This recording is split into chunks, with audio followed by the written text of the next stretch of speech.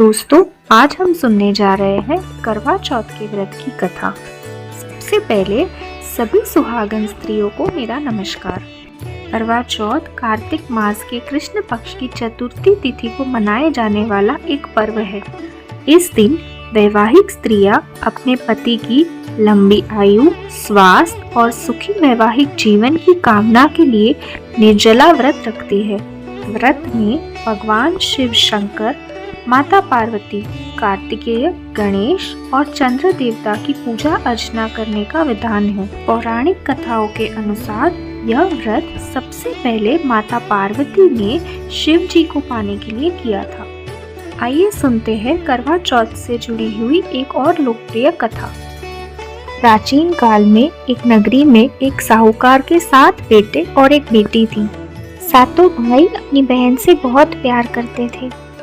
साहूकारनी के साथ उसकी बहुओं और बेटी ने चौथ का व्रत रखा था। चौथ के व्रत में चांद देखकर ही व्रत खोलते हैं।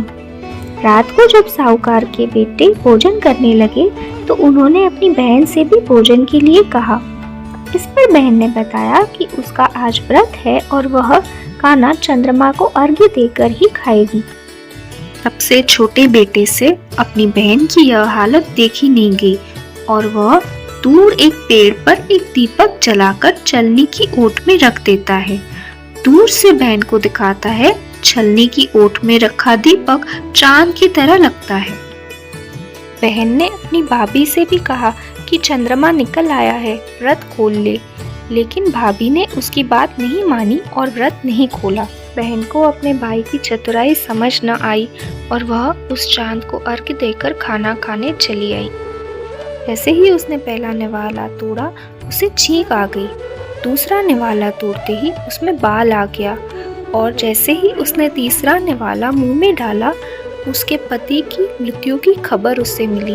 वह बेहद दुखी हो जाती है। उसकी भाभी उसे सारी बात समझाते हुए ये बताती है कि उसके साथ ऐसा क्यों हुआ है। इस पर वह निश्चय करती है कि वह अपने पति का अंतिम संस्कार नहीं करेगी और अपने सतीत्व से उन्हें पुनर्जीवन दिला के रहेगी। शोकातुर होकर वह अपने पति के शव को लेकर 1 वर्ष तक बैठी रही और उसके ऊपर उगने वाली घास को इकट्ठा करती रही। उसने पूरे साल आने वाली सभी चतुर्थी को व्रत किया और अगले साल कार्तिक कृष्ण चतुर्थी को फिर से करवा चौथ का व्रत किया। शाम को जब उसकी सुहागन भाभियां उससे आशीर्वाद लेने आई, तब वह उनसे अनुरोध करती है कि यम सुई ले लो, पिय सुई दे दो, मुझे भी अपनी जैसी सुहागन बना दो।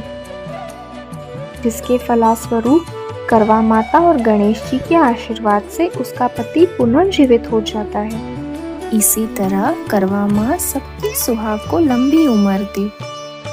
अगर आपको हमारा ये वीडियो पसंद आए तो वीडियो को लाइक और चैनल को सब्सक्राइब करना ना भूलें।